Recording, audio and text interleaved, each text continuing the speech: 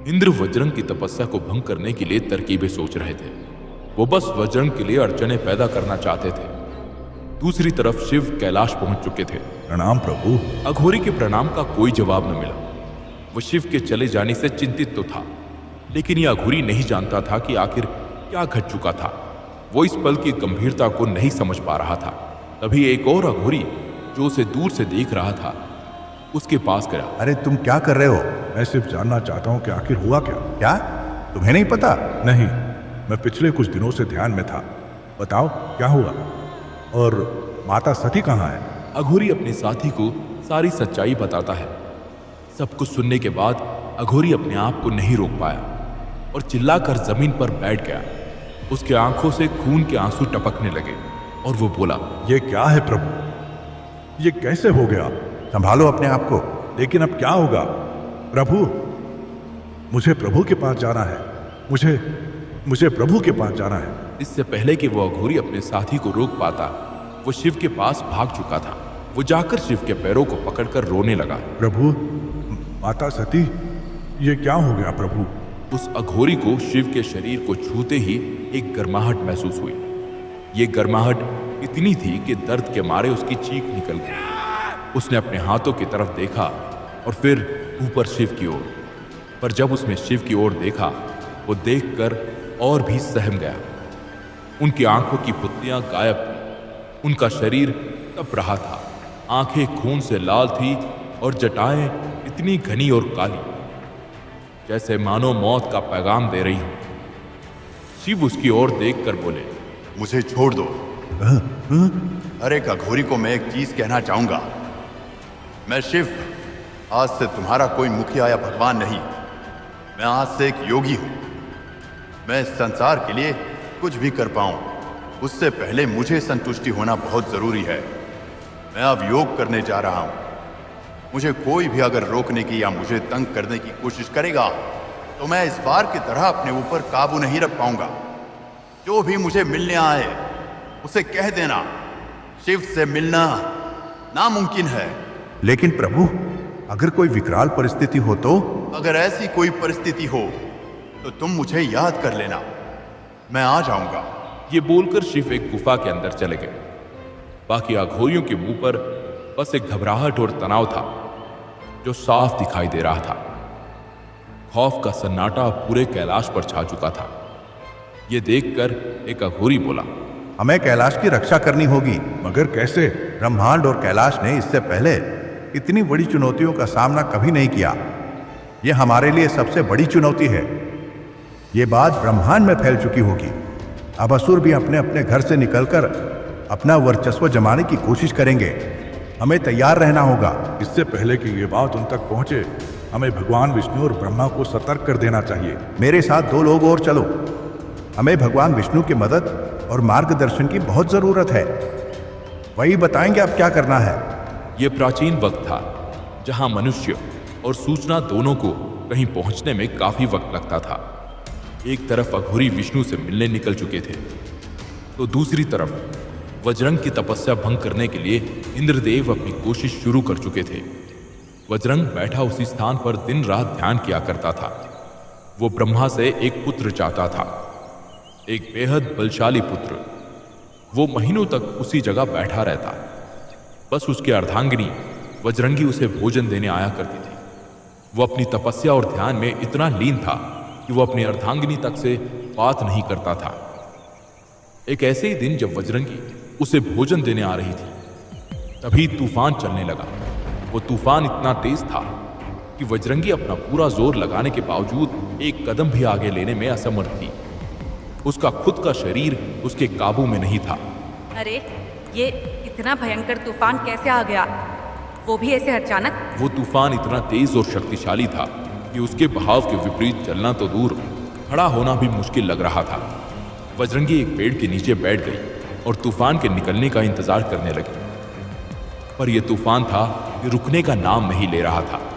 इस दृश्य को सब देवलोक से देख रहे थे और फिर इंद्र से बोले, प्रभु, ये क्या किया आपने? क्या ये आपने करवाया है? भोजन और पानी नहीं मिलने पर अक्सर लोग अपने लक्ष्य से चूक जाते हैं। अब देखते हैं, दिखा वज्रंगी, तुझमें कितनी ताकत है? इंद्र से लड़ने की ताकत है तुझमें? हम में से एक होने की कोशिश मत कर असुर। ये बोलकर इंद्र और सारे देव हंसने लगे और इनकी हंसी की आवाज असुर लोक में गड़गड़ाहट और बिजली का रूप ले रही थी। समय बीतता जा रहा था।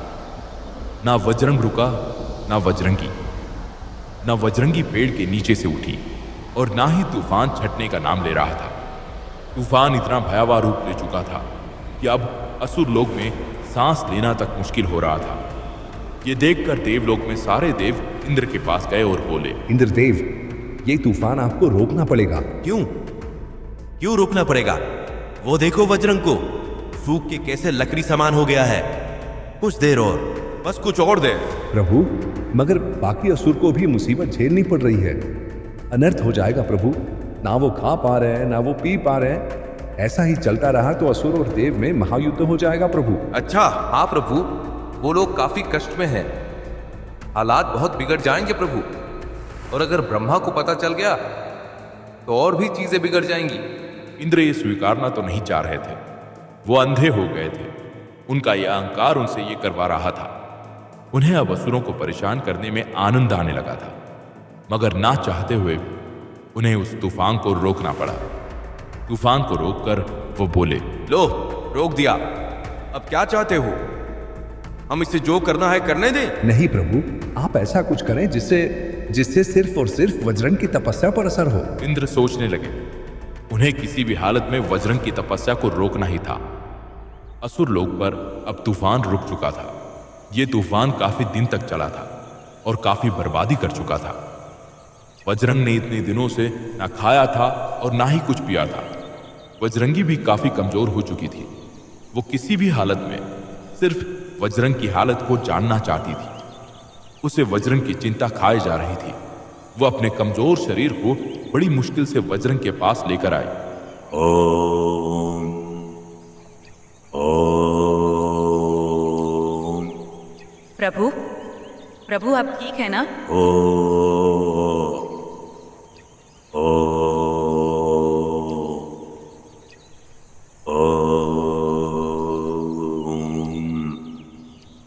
प्रभु, हमारा सब कुछ नष्ट हो गया। हमारा घर भी पानी में बह गया प्रभु। कुछ तो करें प्रभु।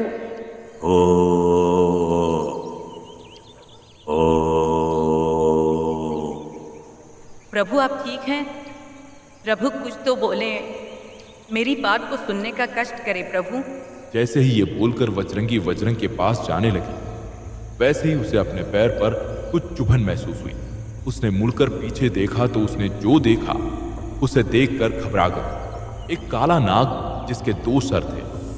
उस नाग का फन तो दिख रहा था, लेकिन वो इतना विशाल था कि वज्रंगी की नजरें पूरी तरह देख भी नहीं पा रही थी। वो वज्रंग का नाम चिल्लाई और बेहोश हो गई। प्रभु बचे। ये सुनकर पहली बार वज्रंग ने अपने ध्यान को तोड़कर अपनी आंखें खोली और जो उसने पाया वो देखकर वो दंग रह गया। वो यकीन ही नहीं कर पा रहा था। वो खड़ा होने की कोशिश करता है, लेकिन वो इतना कमजोर हो चुका था कि वहीं पर जमीन पर गिर गया। अपने हाथों के बल जैसे तैसे वो अपने शरीर को घसीटकर वज्रंगी की ओर ले गया और बोला, क्या हुआ वज्रंगी? सुनो, आंखें खोलो वज्रंगी, मेरी तरफ देखो। हे प्रभु, इसका पूरा शरीर ठंडा पड़ रहा है। हे परमात्मा, ब्रह्मा, कुछ करें। ये सब देखकर इंद्रदेव बहुत खुश हुए। वो इन सब का आनंद ले रहे थे और देवों की तरफ मुड़कर बोले, मुनि को कौन टाल सकता है? वज्रंग को पराजित तो होना ही था। देवों से तुलना करने चला था। अरे इसे कौन समझाए कि मुकाबला बराबरी वालों का होता है। हम सब देव हैं, इस ब्रह्मांड के और तीनों लोगों के कर्ता धर्ता। इस ब्रह्मांड को मुश्किलों से बचाना हमारा कर्तव्य है। हमें इसे हमेशा निभाना है। हमें इस बात को हमेशा याद रखना चाहिए। प्रभु, अब क्या हुआ तुझे? प्रभु जरा देखिए। कहाँ? तुमने देखा वज्रंग को कैसे मैंने नाको चने चबवा दिए? प्रभु एक बार देखिए। इंद्र की नजर असुरलोक पर पड़ी और वहां वो पाते हैं कि वज्रंग के पीछे एक ऊर्जा से दिखाई पड़ रही थी। वो समझ चुके थे कि ये ऊर्जा किसी असुर का हो ये संभव नहीं था। हो न हो ये किसी देव की ही ऊर्जा है। वज्रंग को भी ये ऊर्जा दिखी और अपने हाथ में वज्रंगी को पकड़कर उस ऊर्जा की ओर मुड़ा, और वो ऊर्जा किसी और से नहीं बल्कि ब्रह्मा से आ रही थी, जिसे प्रसन्न करने का प्रयत्न वो सालों से कर रहा था। ब्रह्मा उसे देखकर बोले, वत्स, प्रभु, ये देखिए, मुझे अब आपसे कुछ नहीं चाहिए, बस आप मेरी पत्नी को ठीक कर दीजिए। अवश्य। हंसते हुए ब्रह्मा ने वज्रंगी के पैर पर अपना हाथ रखा और फिर वो ऊर्जा वज्रंगी के पैरों से भी आने लगी। वो घाव अपने आप भर गए और वज्रंगी धीरे धीरे होश में आ गई और बोली, प्रभु आप ठीक तो है ना? वो तूफान, वो पूरा घर प्रभु। अब कोई चिंता करने की जरूरत नहीं है वज्रंगी, जब तक तुम ठीक हो मैं खुश हूं, मुझे और कुछ भी नहीं चाहिए। प्रभु लेकिन मुझे क्या हुआ था? वो सब छोड़ो, चलो उठो, घर चलते हैं। जैसे ही वज्रंगी उठ रही थी, उसकी नजरें भी उसी ऊर्जा पर पड़ी। अपने आप को संभालकर आखिरकार वो उस ऊर्जा के पीछे की वजह को समझ पाने में समर्थ हुई। उसने ब्रह्मा को देखा और अपने हाथ को जोड़ लिया। प्रभु आप, सच सत नमन प्रभु, सच सत नमन। इन्होंने ही तुम्हारी जान बचाई प्रभु, मैं आपका यह एहसान कैसे चुका पाऊंगा मुझे नहीं पता। मुझे तुम्हारी तपस्या ने खुश किया, मैं प्रसन्न हुआ। उन अड़चनों के बावजूद तुम्हारा ध्यान एक ही जगह एकत्रित रहा। मुझ पर मांगो जो तुम्हें मांगना है। प्रभु, मांगने से पहले क्या मैं एक सवाल पूछ सकता हूँ? अवश्य। प्रभु, ये अड़चने आखिर डाल कौन रहा था? मैं तुम्हें ये नहीं बता सकता वज्रंग। आप नहीं बता सकते तो ठीक है प्रभु, मुझे एक पुत्र चाहिए, एक ऐसा पुत्र जो देवों से भी बलशाली हो, सिर्फ एक पुत्र। तथास्तु, तुम्हारा पुत्र होगा, और ऐसा पुत्र होगा जो बलशाली होगा, और सिर्फ बलशाली ही नहीं, वो सबसे शक्तिशाली होगा। उसके सामने देवों की ताकत भी कमजोर दिखेगी, और वो सदा तुम्हारी सेवा करेगा। तथास्तु। इंद्रदेव इसका मतलब जानते थे। वो इस तपस्या को भंग करने में असफल तो थे ही, मगर अब उनके सामने एक और चुनौती आकर खड़ी हुई थी, देवलोक को इस आने वाले संकट से बचाने की चुनौती।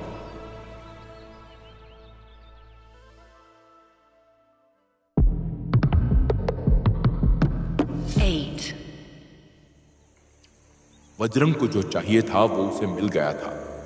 इंद्र के डाले हुए अड़चनों के बावजूद वो अपने प्रयत्न में सफल हो चुका था, पर एक सवाल उसे अभी भी परेशान कर रहा था। आखिर वो था कौन जिसने उसके लिए इतनी मुश्किलें खड़ी की? ब्रह्मा जानते थे कि ये राज ज्यादा देर तक राज नहीं रहेगा। मुसीबत का आना तय था और वो उस मुसीबत के लिए इंद्र को सतर्क करना चाहते थे, और इस बारे में बात करने के लिए वो इंद्र के महल पहुंचे। प्रणाम इंद्र। ब्रह्मदेव को मेरा नमस्कार। क्या तुम्हें अंदेशा भी है कि तुमने क्या किया है? मैंने क्या गलत किया प्रभु? मुझे नहीं लगता कि आपको इस समय कुछ भी कहना चाहिए। आपने उसको एक बलशाली पुत्र पाने का वरदान दे दिया, एक असुर को, ये जानते हुए कि असुर का विश्वास करना खतरे से खाली नहीं है। आपने हमारे बारे में नहीं सोचा, इस ब्रह्मांड के बारे में नहीं सोचा। वज्रंग दूसरे असुरों की तरह नहीं है इंद्र, वो अलग है। तुमने उसके लिए इतनी अड़चनें खड़ी की, पर क्या वो हारा? क्या वो क्रोधित हुआ? प्रभु, मैं नहीं मानता कि वो अलग है। एक असुर आखिर में एक असुर ही होता है, और हर असुर की मानसिकता एक ही होती है। उनके खून में तबाही होती है ब्रह्मा, उनका स्वभाव ही नाश है। अच्छा चलो इंद्र, एक पल के लिए मान भी लूं कि वो बाकी असुरों के समान ही है। तुम्हें क्या लगा कि ऐसे अड़चने डालना और उससे उसका सब कुछ छीन लेना ये ठीक था? मैं बस अपना प्रयत्न कर रहा था। मैं चाहता ही नहीं था कि उसकी तपस्या सफल हो। एक और बात इंद्र, कहिए। उसे आज नहीं तो कल ये पता चल ही जाएगा कि ये सब तुमने किया है। हमें उस मुसीबत के लिए पहले से ही तैयार रहना चाहिए। आपकी क्या राय है इस पर? जैसा कि मैंने कहा, मुझे नहीं लगता कि ये दूसरे असुरों की तरह है, लेकिन अपने घर पर और अपने पत्नी पर वार कोई भी बर्दाश्त नहीं करता। अगर तुम सही हुए और वो गलत, और अगर वो वाकई में दूसरे असुरों की तरह ही निकला, फिर तो वो जरूर करेगा, और मेरे दिए हुए वरदान के साथ उसे हराना बहुत मुश्किल हो जाएगा। तो तुम अभी से उस जंग के लिए सतर्क रहो। हो ना हो तुम्हें तैयारी कर लेनी चाहिए। जी। एक तरफ इंद्र आने वाली मुसीबत की अपेक्षा में अपनी तैयारी में जुट गए थे, तो दूसरी तरफ अघोरी मौजूदा मुश्किलों के बारे में बात करने के लिए विष्णु के पास पहुंच गए थे। बाकी देवताओं की तरह भगवान विष्णु एक महल में नहीं रहते थे। उनका धाम एक तालाब पर था, जिस पर जहां तक नजरें जा रही थी वहां तक सिर्फ कमल के फूल खिले हुए थे। तालाब के बीच में एक बड़ा कमल का फूल था, जिस पर भगवान विष्णु रहते थे। वो कमल खास और अलग दिख रहा था। उसकी हर एक कली एक अलग रंग की थी और उसके बीच में विशालकाय नाग दिख रहा था, जिसके 10 सर थे और जिसको अपना सिरहाना बनाकर भगवान विष्णु आराम से लेटे हुए थे। अघोरियों ने तालाब के तट से आवाज लगाई, हे प्रभु, हम शिव के दास आपसे मिलने और वार्तालाप करने आए हैं प्रभु। हे भूता भव्य भावत प्रभु, कृपया हमें अपनी बात करने का थोड़ा समय दे। हम क्षमा चाहेंगे कि हम ऐसे आपके आराम करने के समय पर बिना बोले आ गए, पर प्रभु ये परिस्थिति ही इतनी विकट है कि हमने रुकना उचित नहीं समझा। जैसे ही अघोरियों ने ये कहा, जो नाग विष्णु जी के सिरहाने था वो अपने विशालकाय शरीर से एक मार्ग बना देता है, जिस पर चलकर धीरे धीरे विष्णु जी उन अघोरियों तक पहुंचे। भगवान विष्णु के मुख पर मंद सी मुस्कान थी, जैसे मानो वो उन अघोरियों का ही इंतजार कर रहे थे। उनको देखकर अघोरी बोले, भगवान विष्णु को हमारा प्रणाम। हे ब्रह्मांड के रक्षक, एक अनहोनी हो गई है जिसके बारे में बात करने के लिए हम यहाँ आए हैं। हमें आपकी मदद की सख्त जरूरत है। जानता हूँ। जानते हो? हाँ, जानता हूँ। शिव का योगी बन जाना और इस ब्रह्मांड और इससे जुड़ी चीजों को त्याग देना जानता हूँ। लेकिन प्रभु, कभी भी कैलाश पर हमला हो सकता है। ये बात अगर असुरों तक पहुंच गई तो अनर्थ हो जाएगा प्रभु। इसका मुझे भी ज्ञान है, लेकिन शिव के ऐसे ब्रह्मांड छोड़ने से सिर्फ कैलाश की ही नहीं बल्कि सारे ब्रह्मांड की जिम्मेदारी आ पड़ी है मुझ पर। मैं खुद चाहता हूं कि तुम्हारे साथ कैलाश चलकर वहां कैलाश और शिव को बचाने में तुम्हारी मदद कर पाऊं, पर अफसोस ये हो नहीं सकता। मुझे इन तीनों लोगों का ध्यान रखना है। कोई तो मार्गदर्शन दे प्रभु। मुसीबत और डर का सामना करना ही उसका हल होता है। और हाँ, एक और बात, जब कैलाश पर मुसीबत आ पड़े तो तुम नंदी और वासुकी की मदद जरूर लेना। उनसे अनुरोध करना कि कैलाश की रक्षा करने में तुम्हारी मदद करें। पर प्रभु, मैं जानता हूं वो तुम्हारी बात सुनने में इच्छुक नहीं होंगे, और कुछ भी हो जाए वो शिव का साथ नहीं छोड़ेंगे। पर उन्हें कहना कि भगवान विष्णु का आदेश है। और हाँ, ऐसा भी हो सकता है कि तुम्हें शिव के नजदीक जाता देख वो तुम पर हावी होने की कोशिश करें। ध्यान रहे, वो तभी रुकेंगे जब तुम उन्हें मेरी कही बात कहोगे। वो मेरी बात को नहीं टालेंगे। धन्यवाद प्रभु, आपका बहुत बहुत धन्यवाद। लेकिन प्रभु, आपको क्या लगता है, क्या वो कभी भी इस योग निद्रा से बाहर आएंगे? ये तो सिर्फ वक्त ही बताएगा। अक्सर कई सवालों का जवाब वर्तमान में खोजना बहुत मुश्किल होता है, और ऐसी स्थितियों में वक्त ही है जो हमारे सामने उन मुसीबतों का हल और उन सवालों का जवाब पेश करता है। एक तरफ इंद्रदेव वज्रंग के पुत्र के पैदा होने का इंतजार कर रहे थे, और दूसरी तरफ अघोरी उस वक्त को लेकर चिंतित थे जब असुरों को शिव की योगिक बनने के फैसले के बारे में पता चलता। वक्त कट रहा था कहीं, वक्त का इंतजार हो रहा था कहीं, और कहीं वक्त थमसा गया था। वज्रंगी के लिए समय वहीं रुक गया था जहां उसने सब कुछ खो के सब कुछ पाया था। पर वो अभी भी ये जानना चाहता था कि वो आखिर कौन था जिसने उससे उसका सब कुछ छीन लिया। वज्रंगी की तबीयत अभी पूरी तरह से ठीक नहीं हुई। उसके शरीर में अभी भी काफी कमजोरी थी। वहीं ऐसा लग रहा था कि तपस्या ने वज्रंगी को ताकतवर बना दिया था। अब वो सच में वज्रंग की ताकत थी या पुत्र के आने की खबर पर उसका उत्साह, ये कह पाना मुश्किल था। वज्रंगी अभी नींद से जाग रही थी। वज्रंग उसके पास गए। अरे आराम से, तुम्हें पानी चाहिए? जी प्रभु। वज्रंगी वज्रंग के हाव भाव से समझ गई थी कि उसे कुछ सता रहा था। उसने वज्रंग को अपने पास बैठने का इशारा किया। वज्रंग जाकर वज्रंगी के पास बैठ गया। हाँ, कहो। प्रभु, आप बहुत चिंतित लग रहे हैं, क्या बात है? कुछ नहीं। तुम्हारी तबीयत कैसी है? पहले आप मेरी बात का जवाब दीजिए। मुझे आपके चेहरे में दिख रहा है कि आपको कोई ना कोई चीज सता रही है।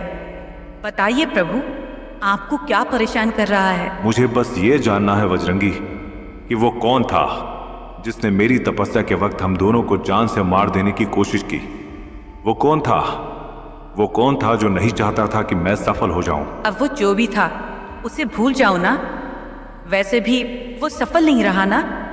अब उसके बारे में सोचकर परेशान होने की क्या जरूरत है? उसने मेरे परिवार पर हमला किया, मेरा घर उजाड़ दिया, हमने अपना सब कुछ खो दिया। मैं तुम्हें खो देता अगर ब्रह्मा जी समय पर वहां नहीं पहुंचते। और तुम कह रही हो कि छोड़ दो। मैं आपका गुस्सा समझ सकती हूँ प्रभु, लेकिन अब उसके बारे में सोचकर कोई फायदा भी तो नहीं है। और अंत भला तो सब भला। आप चिंतित न रहे। हाँ, वो तो ठीक है, लेकिन उसने वापस हमला किया तो, उसने फिर से कुछ किया तो? ब्रह्मा जी तो है ना, वो हमें कुछ नहीं होने देंगे। जिसने हमें एक संतान पाने का वरदान दिया, उससे ज्यादा क्या चाहिए? ठीक ही कह रही हो शायद। तुम एक काम करो, तुम आराम करो, मैं बाहर से टहल कर आया। बजरंग इस बारे में बजरंगी से ज्यादा बात नहीं करना चाहता था, क्योंकि वो नहीं चाहता था कि उसकी हालत बिगड़ जाए। पर वो भूला नहीं था। वो जानता था कि हो ना हो वो हमला करने वाला वापस हमला जरूर करेगा। जिसने हमला किया था वो नहीं चाहता था कि बजरंग की तपस्या सफल हो और उसे वरदान मिलने के बाद उसे छोड़ दें। ऐसा होना तो मुमकिन नहीं था। उसे ये चिंता खाए जा रही थी। दूसरी ओर इंद्रदेव अपनी तैयारी में लगे हुए थे। वो सारे देवों को बुलाकर उनसे इस बारे में चर्चा कर रहे थे। तो किसी के पास कोई उपाय है? हाँ प्रभु, हमें पहले ही अपनी सेना को तैयार कर देना चाहिए। उन्हें तुरंत आदेश दे दीजिए प्रभु। पर यह फिर भी उपाय नहीं है देव। हमें इस हमले को होने से रोकना होगा। उसकी अपेक्षा में तैयारी करना उचित है, पर यह अटूट उपाय नहीं है। प्रभु, इजाजत हो तो मैं कुछ कह सकता हूँ? हाँ कहो। एक पेड़ कब तक मरता है प्रभु? अभी पहले बुझाने का वक्त नहीं है देव। सीधे सीधे कहो, क्या कहना चाहते हो? प्रभु, पेड़ को मारने के लिए उसे जड़ से उखाड़ना होता है। यह आपका समस्या रूपी पेड़ भी तभी मौत की नींद सोएगा जब आप इसे जड़ से उखाड़ फेंक देंगे। मतलब ये प्रभु कि वज्रंग को वरदान मिला है पुत्र का, पर पुत्र तो वज्रंगी के कोख में ही पलेगा ना। अगर उससे पहले वज्रंगी को ही मार दे तो? हाँ, पर इसमें बहुत खतरा हो सकता है। हो तो सकता है, हमें ये खतरा उठाना होगा। हमारे पास इसे छोड़ के कोई और रास्ता भी तो नहीं है। एक असुर की मृत्यु से अगर ब्रह्मांड बचता है तो ठीक है, पर यह होगा कैसे? मैं आपको बताता हूं प्रभु। सन्नाटा और शोर दोनों पनप रहे थे। बाहर से देखने वाले किसी के लिए भी यह सन्नाटा था, पर अंदर ही अंदर सबके मन में एक भूचाल रूपी शोर उमड़ रहा था। और यह भारी सन्नाटा बहुत ही जल्द खत्म होने का अंदेशा दे रहा था।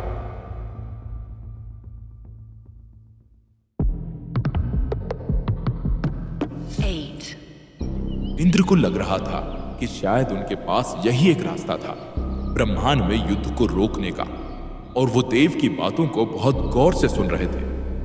देव ने उनको अपनी योजना के बारे में बताया। प्रभु, हमें अब कोई भी जोखिम नहीं उठाना चाहिए। हम में से ही किसी को ये काम करना होगा खुद।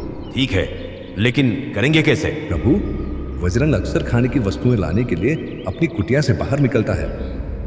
एक सिर्फ यही वक्त है जब वो अपनी पत्नी को अकेला छोड़ता है। तभी हम में से किसी को उसकी कुटिया में जाकर वज्रंगी के पानी में विष मिलाना होगा, नाग का विष। और बाकी कुटिया में जो असुर रहते हैं उनका क्या वो हमें देखकर शक नहीं करेंगे? और अगर किसी ने हमें ये करते हुए देख लिया तो अनर्थ हो जाएगा देव। ये काम हम शाम में करेंगे, जब वज्रंग जाता है। शाम के समय हमारे लिए छुपना भी आसान है, और क्योंकि हम कोई भी जोखिम नहीं उठा सकते, इसलिए मैं खुद ये काम खत्म करने की इजाजत चाहता हूं प्रभु। सोच लो, इस काम में बहुत ज्यादा खतरा है। असुर लोक में देव का जाना ही खतरे से खाली नहीं है, और वहां जाके उनमें से एक की पत्नी को विष देकर मार देना तो अत्यंत खतरनाक है। प्रभु, मैं जानता हूं और इसलिए खुद जाना चाहता हूं। तुम्हें हमारी इजाजत है। तुम्हें इस काम में सफलता प्राप्त हो, यही मेरा आशीर्वाद है। धन्यवाद प्रभु। समय चलता रहा और समय के साथ देव के असुर लोक की तरफ कदम भी बढ़ते रहे। अब वो असुर लोक से कुछ ही पल दूर था, पर असुर लोक में पहले से ही एक और भवंडर फैल चुका था। शिव के योग निद्रा में होने की और संसार को त्यागने की खबर असुर लोक तक पहुंच चुकी थी, और असुरों के राजा महाराज बलि के कानों तक भी ये खबर पहुंच गई। असुर लोक के राजा महाराज बलि को मेरा शत शत नमन। कहो, क्या खबर लाए हो? प्रभु, आपको जिस वक्त का इंतजार था वो आ गया है। समय करवट ले चुका है। सुना है शिव ने योगी बनने का फैसला लिया है और अभी वो योग निद्रा में है। सुना है उन्होंने किसी देव को भी उनसे बात करने से मना कर दिया है। क्या ये खबर पक्की है? हाँ प्रभु, हर जगह सिर्फ इसी बात का जिक्र हो रहा है। सब लोग इसी के बारे में बात कर रहे हैं। कैलाश को हमारे बस में करने का इससे अच्छा मौका नहीं मिल पाएगा प्रभु। लेकिन बाकी देव, उनका क्या? दक्ष के यज्ञ के बाद एक अजीब सी शांति है देवलोक में प्रभु। कोई हलचल भी नहीं है। अगर ये खबर झूठी निकली और ये कोई साजिश निकली तो? तुम्हें याद है ना कैसे समुद्र मंथन के वक्त हमसे अमृत छल कपट से छीन लिया गया था? हमें देवों के छल कपट से बचकर रहना होगा। मैं जानता हूं प्रभु, लेकिन सती की मृत्यु के बाद यह सन्नाटा किसी छल का अंदेशा तो नहीं दे रहा। ये सिर्फ शोक का सन्नाटा है प्रभु। अच्छा, और कोई खबर लाए हो? प्रभु, एक और खबर है। वज्रंग की तपस्या समाप्त हो गई प्रभु। उन्हें ब्रह्मा की तरफ से एक संतान पाने का वरदान मिला है। कहा जा रहा है कि वो संतान बहुत शक्तिशाली भी होगा। अद्भुत, अद्भुत। मेरी तरफ से वज्रंग के घर कुछ चांदी के सिक्के और मिठाइयां भिजवा देना। और जहां तक कैलाश की बात है, सब असुरों को इकट्ठा करो और कहो कि हम तुरंत कैलाश की ओर प्रस्थान करेंगे। वज्रंग को भी? नहीं, उसे आराम करने दो, और वज्रंगी को भी। आखिर असुरों में एक महाबली योद्धा जो पैदा होने वाला है। जैसी आज्ञा प्रभु। मैं अभी वज्रंग की कुटिया की ओर महाराज का भेंट लेकर पहुंचता हूं। दोनों लोगों में तैयारियां चालू थी और कैलाश में अघोरी जिस घटना से डर रहे थे वो घटित होने जा रहा था। महाराज बलि के महल में कुछ ही समय में 1000 हाथी, 2000 घोड़े और 10,000 असुर इकट्ठा हो चुके थे। वो कैलाश की ओर निकल पड़े। दूसरी ओर देव असुर लोग पहुंच चुका था। उसके हाथ में विष लिए और मन में एक मकसद लिए। वो शाम को वज्रंग के घर निकलने का इंतजार करता रहा और एक पेड़ के पीछे छुपकर असुरों की बात सुनता है। अरे चलो, महाराज बलि ने बोला है कि आज ही निकलना है कैलाश की तरफ, और उन्होंने तो ये भी कहा है कि कुछ ही समय में कैलाश पर असुरों का कब्जा होगा। देव असुरों की बातें सुन रहा था, पर अब वो चाहकर भी कुछ नहीं कर सकता था। उसके लिए अब ये खबर कैलाश तक पहुंचाना नामुमकिन था। वो सिर्फ कैलाश की सही सलामती के लिए प्रार्थना कर सकता था। वो असुर लोक के ऊपर के घने काले आकाश को देखकर बड़बड़ाया, प्रभु, ये तो अनर्थ हो रहा है। आप ही हो प्रभु जो इस अनर्थ को होने से बचा सकते हो। कैलाश और शिव को सही सलामत रखना प्रभु। देव अपना उद्देश्य जानता था और वो ये भी जानता था कि गलती की कोई गुंजाइश नहीं थी। असुर कैलाश की ओर निकल रहे थे और असुर लोग भी पूरी तरह खाली होने वाला था। उसे इस बात की भनक लग चुकी थी कि वज्रंगी को मारने का इससे अच्छा मौका मिल पाना नामुमकिन था। तो वो धीरे धीरे वज्रंग की कुटिया की ओर बढ़ा। सतर्क और सावधानी का परिचय देते हुए वो दबे पांव से चलकर वज्रंगी की कुटिया तक पहुंच चुका था। अब उसे बस ये तसल्ली से पता करना था कि वज्रंग घर से निकल चुका है। वो खिड़की से झांकता है और पता करता है कि वज्रंगी आराम से सो रही थी। उसे एक गलतफहमी भी थी कि सारे असुर निकल चुके हैं। एक असुर था जो हर पल उसके आसपास आ रहा था। उसे इस खतरे की जरा सी भी भनक नहीं थी। वो कुटिया के अंदर घुस गया और खुद में बोला, ना रहेगा बांस, ना बजेगी बांसुरी। देवों की तरफ से एक भेंट आपके लिए वज्रंगी। वो वज्रंगी के पानी में विष मिला ही रहा था कि उसे किसी के पैरों की आवाज सुनाई देती है। फटाफट पानी में विष मिलाकर वो निकलने ही वाला था कि वो कदमों की आवाज रुक गई। उसने सामने देखा तो कुटिया के दरवाजे पर एक असुर उसके सामने खड़ा हुआ था, हाथ में कुछ तोहफे लिए। वो असुर इसको देखकर चौंक गया और ऊंची आवाज में चिल्लाया, कौन है तू और इस कुटिया में क्या कर रहा है? वज्रंग कहाँ है? अरे मैं यहाँ पानी देने आया था। वज्रंग ने ही मुझे कहा था। वो असुर देव को नहीं पहचान पा रहा था क्योंकि देव ने वेश बदला हुआ था, पर उसका शक अभी भी बरकरार था। देव ने कुटिया से जाने की कोशिश की। अच्छा, वज्रंग आए तो कहना कि मैं आया था। एक क्षण रुको। हाँ कहिए। सारे असुर तो महाराज बलि के साथ कैलाश की तरफ गए हैं। तुम यहाँ क्या कर रहे हो? मैं कहो, क्या कर रहे हो? अब मेरी तबीयत थोड़ी ठीक नहीं थी तो इसलिए मैंने सोचा महाराजा बलि के आदेश का सीधा सीधा विरोध किया है तुमने, तो इसके लिए तुम सजा के पात्र बनते हो। एक आखिरी बार पूछ रहा हूं। मैंने कहा तो। असुर का शक अब यकीन में बदल रहा था। वो समझ गया था कि ये या तो कोई और है। अगर ये असुर भी था तो महाराज का आदेश नहीं मानने के लिए सजा का पात्र बनता था। देव के पास अब कोई और उपाय बचा नहीं था।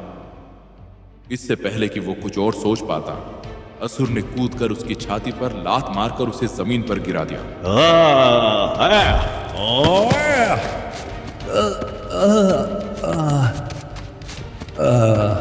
ये शोर सुनकर वज्रंगी भी उठ गई। देव लड़ना तो चाहता था, लेकिन उसके मुकाबले असुर में बहुत ज्यादा ताकत थी। अब वो असुर देव की छाती पर पैर रखा हुआ था। वज्रंगी अपने सामने के इस दृश्य को देखकर घबरा गई और बोली, आप लोग कौन हो और वज्रंग कहाँ है? चिंता मत कीजिए माते, मैं महाराज बलि की तरफ से आपके लिए एक तोहफा लेकर आया हूँ। और जैसे ही मैं आपके घर पहुंचा, मैंने देखा कि ये आदमी आपके घर में घुसा हुआ था। मुझे इस पर शक हो गया, इसीलिए मैंने इसको यहाँ रोक रखा है। ये कहता है कि इसे वज्रंग ने ही आपके घर में आने को कहा था। क्या ये सच है? मुझे नहीं पता, मुझे तो सुबह से होश नहीं था। मुझे अभी होश आया है।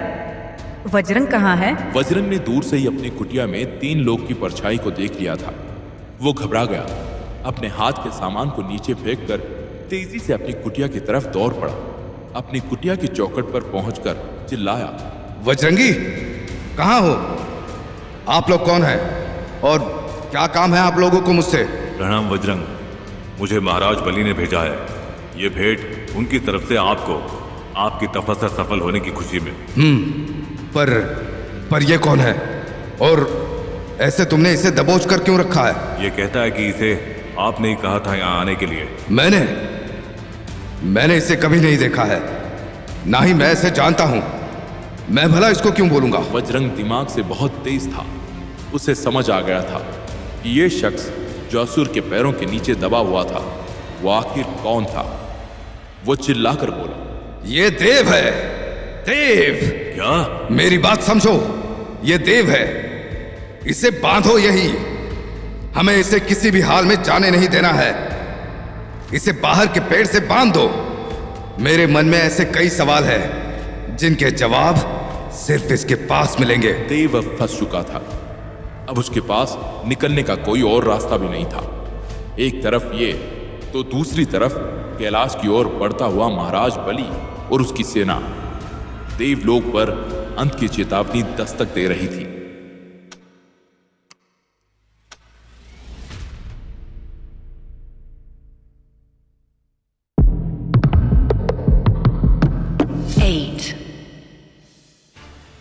देव अब अपने ही जाल में फंस चुका था।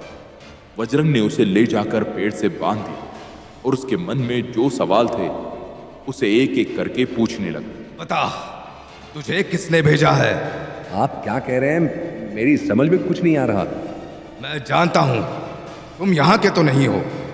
मैं दोबारा तुमसे पूछता हूं, तुम्हें किसने यहां भेजा? बोलो। मुझे भला कोई क्यों भेजेगा? मैं महाराजा बलि के साथ कैलाश नहीं जाना चाहता था, इसलिए तुम्हारी कुटिया में मैं आके छुप गया। यह असुर ऐसे नहीं मानेगा वज्रंग। मैंने इसको वज्रंगी के बगल में रखे पानी के बर्तन में कुछ मिलाते हुए देखा था। तुम जल्दी से जाकर वो बर्तन इधर ले आओ। मुझे पता है इसके मुंह से सच कैसे निकलवाना है। हाँ, अभी लाया। वज्रंग अपनी कुटिया की तरफ उस बर्तन को लाने के लिए आगे बढ़ा। देव समझ चुका था कि उसे कुछ करना होगा और वो भी जल्दी। तो उसने अपनी आखिरी चाल चली। सुनो, तुम मुझे जाने दो। तू जो चाहेगा मुझसे पाएगा। मैं तुझे इस नर्क से मुक्त कर दूंगा। तुझे लोग पूजेंगे। मुझे बस यहां से छोड़ दे। तुझे किसने कहा कि मुझे देव बनने में कोई भी दिलचस्पी है? देख देव, मेरे पास 2 रास्ते हैं। एक कि अपने लोगों को धोखा देकर देव कहलाऊं, और दूसरा तेरी सच्चाई वज्रंग के सामने लाकर यहीं असुर लोक में रहूं। अगर मैंने पहला रास्ता चुना तो मुझे लोग पूजेंगे, पर मैं धोखेबाज भी जरूर कहलाऊंगा। और अगर मैंने दूसरा रास्ता चुना और तेरी सच्चाई वज्रंग के सामने खोल दी तो मेरी इज्जत महाराजा बलि और सारे असुरों की आंखों में बढ़ जाएगी। मैं एक मामूली असुर नहीं कहलाऊंगा, और हाँ, हो सकता है मुझे आने वाले असुर पूजे भी, और इस तरीके से मैं धोखेबाज भी नहीं कहलाऊंगा। ये बोलकर असुर देव से अपना मुंह मोड़कर दूसरी ओर चलने लगा। वो जाके दूर एक पत्थर पर बैठ गया, जहां से वो देव को अच्छे से देख पा रहा था। उसने ऊंचे सुर में आवाज लगाई, बजरंग, जल्दी आओ और वो बर्तन लेके आओ। तुझे समझ नहीं आ रहा तू क्या करने जा रहा है? कर्तव्य, मेरा ये कर्तव्य था कि मैं जाके वज्रंग को भेंट दूं, और वज्रंगी को इससे अच्छा भेंट मैं चाहकर भी नहीं दे सकता था। अब मुझे तुम बताओ, असलियत में मूर्ख है कौन, मैं या तुम? अरे तू जानता नहीं तेरी इस हरकत की वजह से क्या होगा? कितना बड़ा भूचाल आएगा तेरी इस नादानी से। मेरी नादानी? अगर मैं नादान होता तो शायद मैं एक पेड़ से बंधा होता। तुम जिस स्थिति में हो, साफ साफ दिखाई पड़ता है कि आखिर नादान कौन है। और अब मेरी भी एक हिदायत ले लो, तुम्हारे लिए यही अच्छा होगा कि तुम सब सच सच बता दो। देव एक धर्म संकट में पड़ चुका था। उसकी कोई भी चाल नहीं चल रही थी। उसका आखिरी वार भी खाली ही गया, और इसी असमंजस के बीच उसके आंखों के कोने से उसे वज्रंग उसकी तरफ आता हुआ दिखाई दिया। ये बता, इसमें क्या मिलाया है तूने? मैं भला कुछ क्यों मिलाऊंगा? अच्छा, तो फिर ये पी के बता। वज्रंग देव को यह पानी पीने के लिए मजबूर करने लगा। देव की आंखों में भी हार साफ साफ दिखाई दे रही थी। वो हार गया था और उसे और कोई उपाय दिखाई नहीं दे रहा था, बजाय इसके कि वो विष पी के अपने प्राणों का त्याग कर दे। असुर समझ गया था कि देव ये विष पीकर अपनी जान दे देगा, इसीलिए उसने चिल्लाया, बजरंग रुको, इसने मुझे अपनी सारी सच्चाई बता दी है। अच्छा, तो ये देव ही है? हाँ। पर क्या इसने और कुछ बताया? नहीं नहीं, मैं चाहता था कि तुम आके इससे सवाल करो। देव, तू बस बता दे कि तुझे किसने भेजा है। बस ये बता दे, हम तुझे छोड़ देंगे। देव ने कुछ बोला नहीं। वो जानता था कि अगर वज्रंग जान गया तो ब्रह्मांड पर बहुत बड़ी आपत्ति आ सकती है। वज्रंग ने उसकी ओर देखा और बोला, ठीक है, मत बता, लेकिन ये समझ ले कि जब तक तू नहीं बताएगा तब तक हम तुझे यहां से जाने नहीं देंगे। और हाँ, तुम्हें मैं वो हर चीज महसूस कराऊंगा जो तुम सबने मिलके मुझे और मेरी अर्धांगिनी को महसूस करवाया। देव उस पेड़ से काफी दिनों तक बंधा रहा, क्योंकि सारे असुर कैलाश की ओर निकल चुके थे। देव के लिए दिन और रात सिर्फ सन्नाटे में गुजरा करते। ना उसे खाने को कुछ मिलता, ना पीने को। समय गुजरता गया और वो गुजरते समय के साथ कमजोर होता चला गया। कुछ हफ्तों बाद वज्रंग फिर से उसके पास आया। हाँ, तो हृदय परिवर्तन हुआ कि यहीं पर अपने मौत की आगोश में सोने का इरादा है? मुझे कुछ नहीं पता। अच्छा, शरीर कमजोर हो चुका है, लेकिन इरादे कमजोर नहीं हुए तेरे। ये तो सिर्फ एक झलक थी, असली मुसीबतें तो अब आना शुरू होंगी। मुझे छोड़ दो। सच बता दे देव, मैं तुझे अभी छोड़ दूंगा। बता, तुझे यहां किसने भेजा है? मुझे किसी ने नहीं भेजा, और ना मैं कोई देव हूं। मुझे नहीं लगता कि तू ऐसे बताएगा। मेरे पास और भी तरीके हैं। ये बोलकर वज्रंग ने अपने झोली से एक बड़ा सा नाग बाहर निकाला। वो उस देव को हर वो चीज महसूस करवाना चाहता था जो वज्रंगी ने महसूस की थी। उसने एक बार देव को आखिरी चेतावनी देते हुए कहा, ये नाग है, भूखा।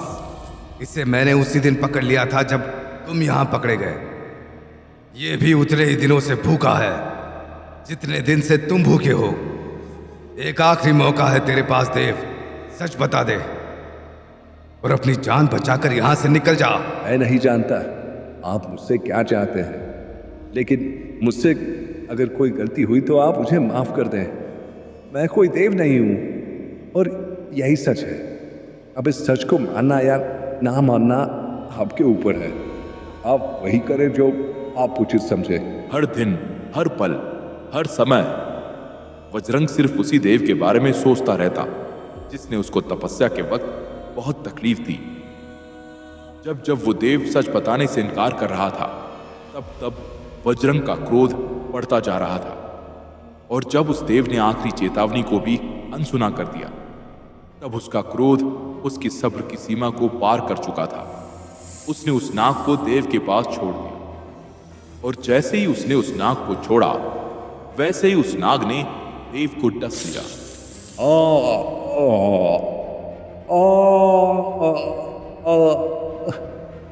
अब भी समय है मूर्ख, तेरे पास समय बहुत कम है। बता दे, किसने तुझे यहां भेजा? बता। रेत रूपी समय देव के हाथों से फिसल रहा था। अब उसके बचने की कोई गुंजाइश नहीं थी। वो जान गया था कि अब उसका मरना निश्चित हो चुका था, और मौत को अपने इस सिर्फ कुछ ही पल दूर देखकर ना चाहते हुए भी उसके मुंह से कुछ निकल गए। मुझे माफ करना इंद्रदेव, मैं असमर्थ रहा। ये बोलकर उस देव ने अपने प्राण त्याग दिए।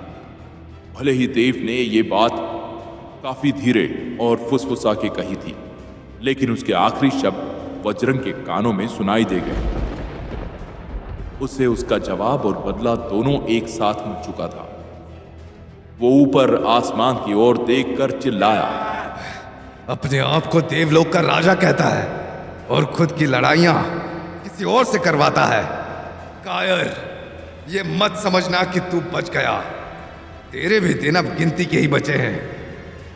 मेरे पुत्र के समर्थ होते ही वो आएगा बदला लेने। एक धर्म संकट देवों पर आ ही चुका था।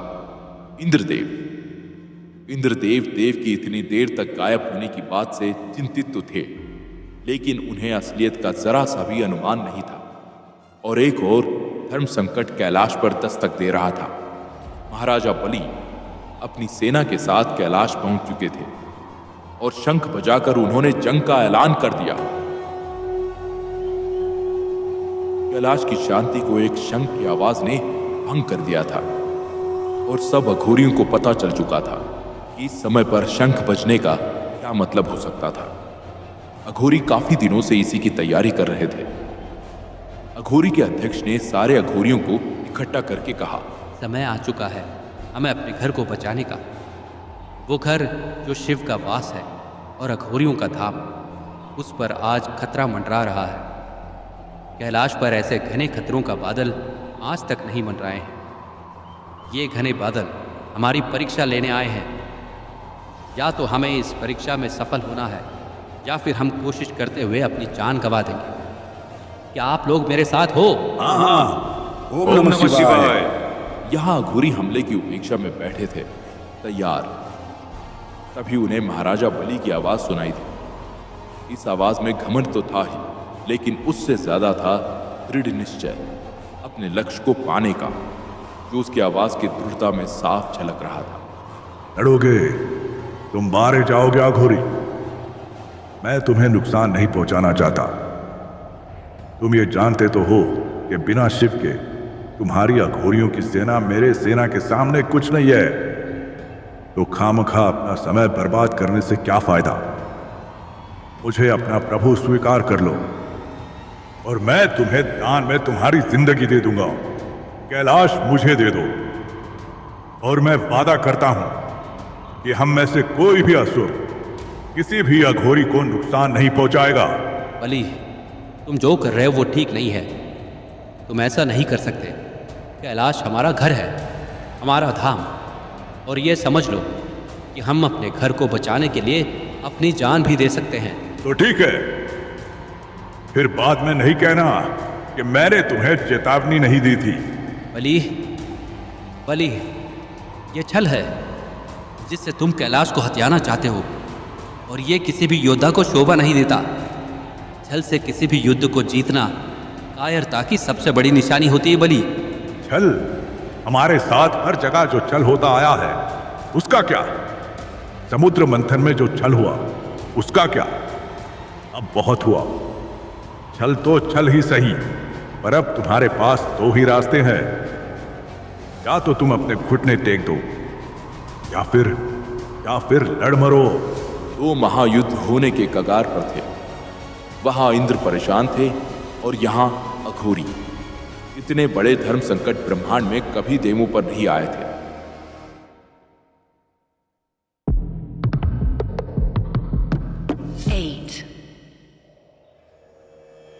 शिव के चौखट पर मुसीबत दस्तक दे रही थी और शिव को इस मुसीबत का थोड़ा भी अनुमान नहीं था। वो अपनी योग निद्रा में लीन थे। बलि ने अघोरियों को संबोधित करते हुए बोला, हे अघोरियों, मैं तुम्हारी इज्जत करता हूं, लेकिन मेरी इच्छा के विपरीत जाने के कारण तुमने मेरे पास और कोई रास्ता नहीं छोड़ा। कल सुबह तक युद्ध की शुरुआत होगी। अघोरी के अध्यक्ष को समझ नहीं आ रहा था कि वो क्या करे, क्योंकि वो जानते थे कि बलि की सेना की तुलना उनकी अघोरियों की सेना की ताकत ना के बराबर थी। उन्होंने सारे अघोरियों को इकट्ठा करके विचार विमर्श शुरू किया। तो क्या किया जाए? हम कैलाश को ऐसे ही बलि के हवाले नहीं कर सकते। हमें कुछ तो करना होगा, पर हमारे पास सिर्फ आज रात का ही समय है। किसी के पास कोई उपाय हो तो बताएं। ये उस समय की बात है जहां लोग अक्सर युद्ध में भी वफादार हुआ करते थे। युद्ध सुबह शंख के बजने से शुरू हुआ करते थे और शंख के बजने पर उस दिन के लिए बर्खास्त कर दिए जाते थे। रात के समय कोई भी युद्ध नहीं करता था। अघोरियों को कोई उपाय तो ढूंढना ही था। उनमें से एक अघोरी बोला, हे अध्यक्ष, मैं कुछ कहना चाहता हूं। कहो। मैंने इस खतरे के बारे में जब विष्णु जी को बताया तो उन्होंने मुझे एक सलाह दी थी। क्या थी उनकी सलाह?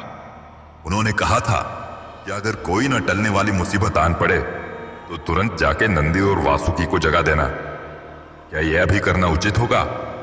हमारे पास कोई और चारा भी नहीं है, पर उनके पास जाना खतरे से खाली नहीं है। वो किसी को भी देखेंगे तो आक्रमण ही करेंगे। उन्हें शांत करके स्थिति के बारे में अवगत कराना होगा। जी, मैं ये जिम्मेदारी अपने ऊपर लेना चाहता हूं प्रभु, आपकी इजाजत हो तो। अवश्य, लेकिन ध्यान रहे तुम्हें यह काम काफी समझदारी और सावधानी से करना है। जी प्रभु। तो फिर तुम अभी निकलो गुफा की तरफ। तुम्हें अभी तत्काल प्रभाव से निकलना चाहिए। जी, जैसी आज्ञा प्रभु। ये बोलकर अघोरी उस गुफा की ओर निकल पड़ा जहां पर शिव, नंदी और वासुकी मौजूद थे। दूसरी तरफ ब्रह्मा को असुर लोक में हुई इस अनुचित घटना के बारे में पता चल चुका था। वो इंद्र के पास फिर से उससे बात करने पहुंच गए। इंद्र, इंद्र! अरे ब्रह्मा जी, आइए। आप ऐसे अचानक? अचानक? तुम्हें नहीं पता तुमने क्या किया है? क्या किया है प्रभु? वो देव असुर लोक में तुमने ही भेजा था ना? कौन सा देव? इंद्र। देखो, मेरे सब्र का इंतजार मत लो। मैं जानता हूं कि तुम ही ने उसे भेजा था। बस मान जाओ अब। अरे प्रदीप! इससे पहले कि इंद्र अपनी बात रख पाते, ब्रह्मा बीच में ही बोल पड़े। वो किसी की कोई बात या किसी की सफाई सुनने की मनोदशा में नहीं थे। वो इंद्र की ओर देखकर बोले, मैं जानता हूं इंद्र कि तुमने ही उसे भेजा था, पर मैं तुमसे लड़ना नहीं बल्कि तुम्हें सचेत करने आया हूं। वो तुम्हारा देव अब नहीं रहा। उसे वज्रंग ने मौत के आगोश में सुला दिया। ये क्या कह रहे हैं प्रभु? जब मैंने तुमसे कुछ भी नहीं करने को कहा था, फिर तुम्हारी ये हरकत मेरे समझ में नहीं आती इंद्र। मैंने जो भी किया इस ब्रह्मांड को बचाने के लिए किया। ब्रह्मांड को बचाने की आड़ में तुम वो हर चीज कर जाते हो इंद्र जो तुम्हारा जी करता है। और इस बार क्या हुआ? क्या ब्रह्मांड बच गया? क्या तुम सफल हुए? मैं चाहे असफल रहा, लेकिन मैंने अपनी सारी कोशिश सिर्फ ब्रह्मांड के हित में ही की है। मैं देवलोक का राजा हूं और राजा होने के नाते मुझे जो सही लगा वो मैंने किया प्रभु। तुम्हारे सही करने के चक्कर में बहुत कुछ बिगड़ गया है इंद्र। मतलब ये कि वज्रंग जान गया है कि उन सब मुसीबतों और हरकतों के पीछे किसका हाथ था। असल रहो। अपने आखिरी कुछ पलों में देव ने तुमसे असमर्थ होने के लिए माफी मांगी। तब वो जितना भी धीरे से बोल रहा हो, उसकी बातें वज्रंग को सुनाई दे गई। अब क्रोधित होने से क्या फायदा है इंद्र? तुम्हें अब तैयारी करनी चाहिए। अब युद्ध होना निश्चित है। हाँ, लेकिन कुछ समय है तुम्हारे पास। जब उसका बेटा होगा तब वो तुम्हारे पीछे आएगा। देखा, मैंने कहा था कि असुर की ये प्रवृत्ति होती है, वो नाश किए बिना नहीं रह सकता। मैंने आपसे कहा था ब्रह्मा। क्या नाश उसकी प्रवृत्ति में था कि तुमने उसे ऐसा होने में मजबूर किया? ये सोचना इंद्र, अपने आप से पूछना। अब मैं आपसे अनुमति चाहूंगा। प्रणाम। अब संकट निश्चित रूप से उस काले बादल की तरह देवलोक में मंडरा रहा था, जिसका बरसना तय था। इंद्र की असफल कोशिशों ने उसे और देवलोक को खतरे की चौखट पर ला खड़ा कर दिया था। दूसरी ओर खतरे के बारे में अवगत करने के लिए अघोरी गुफा के मुख तक पहुंच चुका था। वो गुफा बेहद विशालकाय था। रात के अंधेरे में उसके अंदर से एक ऊर्जा आता हुआ प्रतीत हो रहा था। अघोरी समझ चुका था कि शिव के पास जाने के लिए उसे उस ऊर्जा के स्रोत तक पहुंचना था। उसने शिव का जाप करते हुए गुफा के मुख के अंदर प्रवेश किया। ओम नमः शिवाय, ओम नमः शिवाय। अघोरी जानता था कि भोर होने से पहले उसे नंदी और वासुकी को लेकर कैलाश पहुंचना था। वह अपने कदम बढ़ाकर ऊर्जा की ओर बढ़ने लगा। ओम नमः शिवाय, ओम नमः शिवाय। जैसे ही वो कुछ दूर पहुंचा, उसके आगे एक विशाल और सफेद नंदी दिखाई पड़ा, जो उसे देखकर घुर्रा रहा था। ओम नमः शिवाय, ओम नमः शिवाय। नंदी की आंखों में खून सी लालिमा थी। वो आंखें बेहद खौफनाक लग रही थी। नंदी बहुत विशाल प्रतीत हो रहा था। नंदी की गुर्राहट को सुनकर वासुकी भी नंदी के पास आकर खड़ा हो गया। वासुकी का ये वाला रूप किसी ने नहीं देखा था। उसका फन नंदी से भी बड़ा और भयानक प्रतीत हो रहा था। वासुकी ने अघोरी को देखकर कहा, क्या करने आया है अघोरी? क्या तुम्हें नहीं पता कि शिव के पास जाने का आदेश किसी को भी नहीं है? वासुकी और नंदी को मेरा नमन। मुझे ज्ञात है प्रभु, लेकिन पता होने के बावजूद तुम्हें इतनी हिम्मत कि इस गुफा में चले आए। तुझे तेरी इस जुर्रत का परिणाम भोगना तो पड़ेगा अघोरी। वासुकी और नंदी दोनों ही कुछ सुनना नहीं चाहते थे।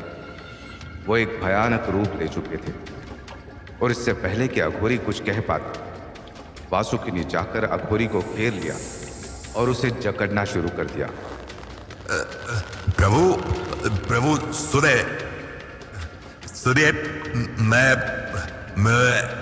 मैं अघोरी अपनी बात नहीं कह पा रहा था। वासुकी की जकड़न में इतनी ताकत थी कि उसे अब ठीक से सांस भी नहीं आ रही थी। उसकी आंखें भी धीरे धीरे बंद हो रही थी। प्रभु, एक मौका। विष्णु भगवान। क्या कहा? विष्णु भगवान ने विष्णु भगवान ने अपनी बची कुची शक्ति को बटोरकर अघोरी इतना ही कह पाया और भगवान विष्णु का नाम सुनकर वासुकी ने अपनी पकड़ से अघोरी को छोड़ दिया। अघोरी खांसता हुआ जमीन पर गिर पड़ा।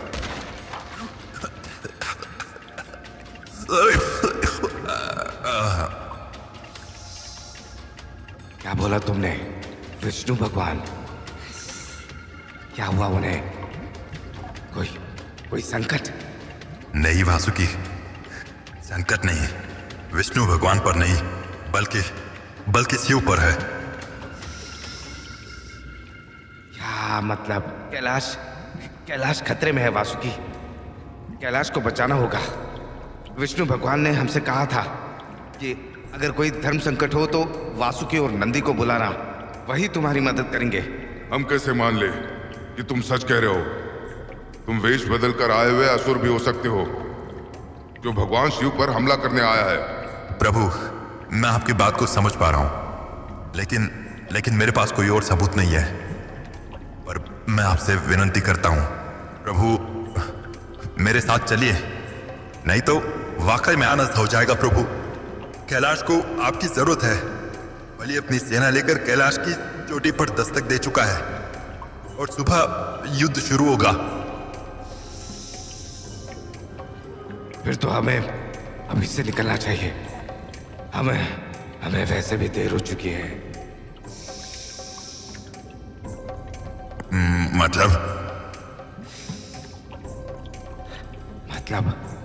मतलब देखो, तुम्हारे पीछे सुबह हो चुकी है, युद्ध शुरू हो चुका होगा।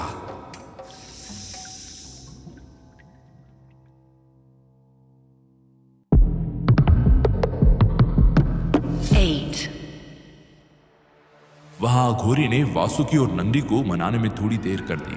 कैलाश पर युद्ध शुरू हो चुका था और बलि की सेना अघोरियों पर भारी पड़ रही थी। अध्यक्ष अपनी अघोरी की सेना को प्रेरणा देने की कोशिश कर रहे थे। लगे रहो अघोरियों, अपने प्रभु शिव के लिए कुछ करने का ऐसा मौका फिर नहीं मिलेगा। हमें अपने नमक का कर्ज अदा करना है। लगे रहो। नमक का कर्ज? अरे मूर्ख, नमक का कर्ज खून से नहीं अदा किया जाता। अभी भी वक्त है, हार मान ले और मैं तुझे तेरी जिंदगी दान में दे दूंगा। बलि, शिव ने हलाहल पीकर ब्रह्मांड को बचा लिया था, तुझे बचाया था, और तू आज उन्हीं के घर को कब्जा करने का ख्वाब देख रहा है। ख्वाब वो देखते हैं जो कुछ पा नहीं सकते अघोरी। मैं अपनी हकीकत बताता हूं। तू पछताएगा बलि, पछताएगा। वो तो सिर्फ समय बताएगा अघोरी, समय जो अभी तेरे और तेरे साथियों के पास बहुत कम है। बलि के इस बात का जवाब अध्यक्ष के पास नहीं था। वो जानता था कि उसके और उसके साथियों के पास समय बहुत कम था। वो एक एक करके अघोरियों को अपने प्राण की आहुति देते हुए देख पा रहा था।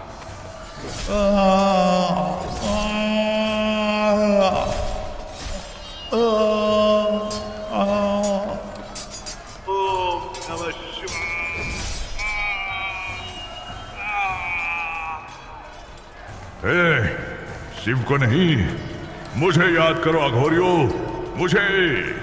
कुछ पता चला उस अघोरी का? क्या वो वासुकी और नंदी को मना पाया? अभी तक तो कोई खबर नहीं है। हमें उनके आने तक कैलाश की रक्षा करनी पड़ेगी प्रभु। हाँ, वो तो है, पर बलि की सेना बहुत बलशाली है। हमारे पास वक्त बहुत कम है। एक को भी मत छोड़ना। एक अघोरी भी जिंदा नहीं बचना चाहिए। इस युद्ध में इतने कम समय में ही इतना खून बह चुका था कि पूरा कैलाश लाल प्रतीत हो रहा था। अध्यक्ष खुद तो अघोरियों को उम्मीद देने की कोशिश कर रहे थे, पर अंदर ही अंदर अघोरियों को एक एक करके गिरता देख उनकी उम्मीद में भी दरारें पड़ रही थी। ऐसी दशा करो कि कल को कोई देव असुर के सामने आंख उठाने से भी डरे। देखते ही देखते अब सब अघोरी अपने जिंदगी का बलिदान दे चुके थे। अब बस मुट्ठी भर अघोरी ही बचे थे।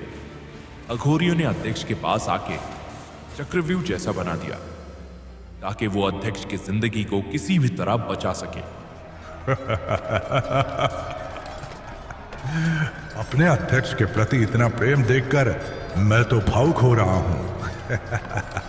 जब तक हम में से एक भी अघोरी के प्राण हैं, हम तुझे अध्यक्ष को कुछ करने नहीं देंगे। सही कहा, और मैं इस बात की जरूर पुष्टि करूंगा कि तुम में से एक भी ना बचे। आक्रमण! अब सब असुर अघोरियों के उस चक्रव्यूह पर आक्रमण करने के लिए बढ़े, पर ये चक्रव्यूह को तोड़ने में असफल हो रहे थे। पासा पलटता हुआ दिखाई दे रहा था।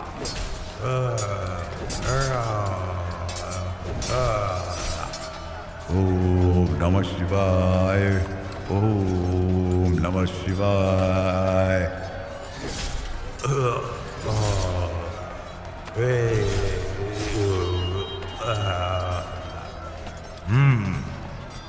बहुत उम्दा। अभी भी तुमने हिम्मत तो बचाई है, ये देखकर बहुत खुशी हुई। जब तक जवाबी हमला ना हो तब तक युद्ध करने का मजा नहीं आता। ये देखकर बाली ने महावत की तरफ इशारा किया और इसी इशारे के साथ कुछ 200 हाथी और उन पर सवार असुर चक्रव्यूह की ओर बढ़े। कुचल दो, रौंद दो कि खुद इनका अध्यक्ष तुमसे आके अपनी जान की भीख मांगे। आक्रमण! आक्रमण! ओम नमः शिवाय। ओम नमः शिवाय। एक एक करके अध्यक्ष अपने साथियों को हाथियों के नीचे कुचला जाता हुआ देख रहे थे। एक एक साथी के साथ अध्यक्ष की उम्मीद भी कुचली जा रही थी। हे प्रभु, कुछ तो मार्ग दिखाइए, कुछ तो मार्ग दिखाए। अब समय बचा ही नहीं है प्रभु, कुछ तो मार्ग दिखाए। प्रभु मुझे माफ करना। ये बोलते ही अध्यक्ष के सामने एक हाथी ने आखिरी अघोरी के मुंह पर अपना पैर रख दिया और उसे कुचल दिया। अब सिर्फ अध्यक्ष ही जिंदा बचा था और वो अपनी मृत्यु को स्वीकार करते हुए अपनी आंखें बंद करके शिव को याद करने लगा। ओम नमः शिवाय। ओम नमः शिवाय। ओम नमः शिवाय। उसने हाथी के पैर को अपने आसपास आते हुए देखा, लेकिन फिर एक जोर की आवाज ने महावत को ऐसा करने से इनकार कर दिया और वो आवाज बलि की थी। वो अध्यक्ष की ओर बढ़ा और उसके पास जाकर बोला, देख आसपास, मैंने पहले ही बोला था। अरे मूर्ख, मेरी बात पहले ही मान जाता तो ये सब अब जिंदा होते। मुझे क्यों नहीं मारा? मुझे क्यों जिंदा रखा है? अरे किस बात की जल्दी है तुझे अघोरी? तेरी इस इच्छा को भी मैं पूरा करूंगा, पर क्या है ना, मुझे पता नहीं है कि शिव कहाँ है। एक बार मुझे पता चल जाए, मैं तुझे भी अपने साथियों के पास भेज दूंगा। कतई नहीं। अब किस बात का घमंड है तुझे अघोरी? तू नीच था और नीच ही रहेगा। ये सब लोगों की बद्दुआ लेकर तू कहां जाएगा बलि? मुझे तो मृत्यु की गोद में सुला के मुझे तो इस जिंदगी से मोक्ष दिलवा देगा, लेकिन तेरा क्या? सोचा है कि तेरा क्या होगा? मृत्यु को अपने इतने पास पाकर भी इतना घमंड? अरे अघोरी, बता दे, वरना मुझे जवाब निकलवाने के और भी तरीके आते हैं। कतई नहीं। मैं अपने शिव से बगावत नहीं करूंगा। तुझसे जो भी बन पड़ता है कर ले। मैं तुम्हारी चुनौती स्वीकार करता हूं। ये बोलकर बलि ने एक झटके से अपनी तलवार उस अध्यक्ष की उंगली पर चला दिया। अध्यक्ष की उंगली हाथ से अलग होकर जमीन पर गिर गई।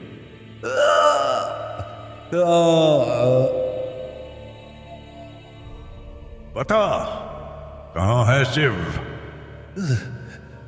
नहीं नहीं नहीं। बलि ने जाकर अपना पैर अध्यक्ष के हाथ पर रख दिया और पूरा वजन उस चोटिल हाथ पर डाल दिया। अध्यक्ष के मुंह से दर्द के मारे चीख निकलने लगी।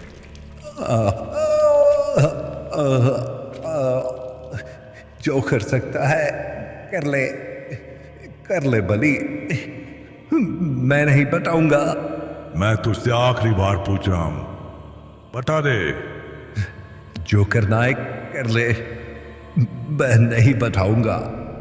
महावत, एक एक अंग रख करके इसे कुचल कर मार दो। प्रभु, लेकिन हमें तो अभी भी नहीं पता कि शिव कहाँ है, कहाँ जाएगा। यही कैलाश पर होगा कहीं, ढूंढ लेंगे। महावत, कुचल दो।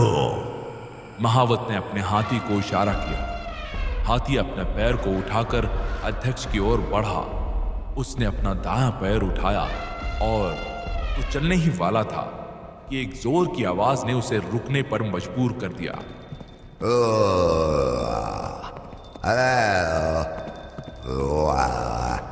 वो आवाज नंदी का था, जो तेजी से आकर उस हाथी से भिड़ गया। हाथी और महावत दोनों हवा में उछल गए और नीचे आकर मौत की आगोश में सो गए। बलि, क्या करना चाहते हो? कैलाश को हथियाने के लिए तुम्हें पहले हमसे निपटना होगा। जैसी तुम्हारी इच्छा। नंदी ने एक एक करके हर हाथी को मृत्यु की आगोश में सुला दिया और पीछे से वासुकी हर एक असुर पर हमला कर रहा था। ओम नमः शिवाय। ओम नमः शिवाय। शुक्रिया प्रभु, आपका लाख लाख शुक्रिया। अब असुर एक एक करके परास्त हो रहे थे। वासुकी के सामने कोई भी असुर टिक नहीं पा रहा था। बलि को अपनी आंखों पर विश्वास नहीं हो रहा था। उसने एक एक करके अपनी सेना को परास्त होते हुए देखा।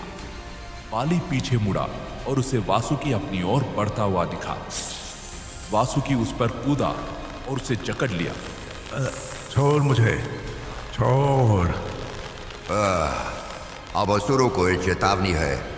हम कैलाश पर और खून खराबा नहीं करना चाहते। बलि हमारे कब्जे में है, और अगर कोई भी बढ़ा या किसी ने भी आक्रमण करने की कोशिश की तो वो और बलि दोनों अपनी जिंदगी से हाथ धो बैठोगे।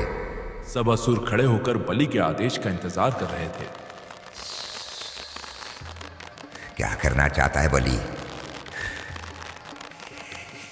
क्या तूने अभी भी नहीं सीखा कि अधर्म की हमेशा पराजय ही होती है? आज फिर तू पराजित खड़ा है। बोल उन्हें शस्त्र जमीन पर डालने बोल। आक्रमण। कुछ देर के लिए कैलाश पर आपत्ति टल चुकी थी, लेकिन असुर लोग पर एक आपत्ति जन्म ले रही थी। वज्रंग अपने घर के बाहर इधर उधर घूम रहा था। वज्रंगी ने उसे देखा और पूछा, उस देव ने कुछ बताया? हाँ भी और ना भी। मतलब? अपने से तो नहीं बताया, लेकिन जब वो मर रहा था तब उसके मुंह से इंद्र का नाम निकला।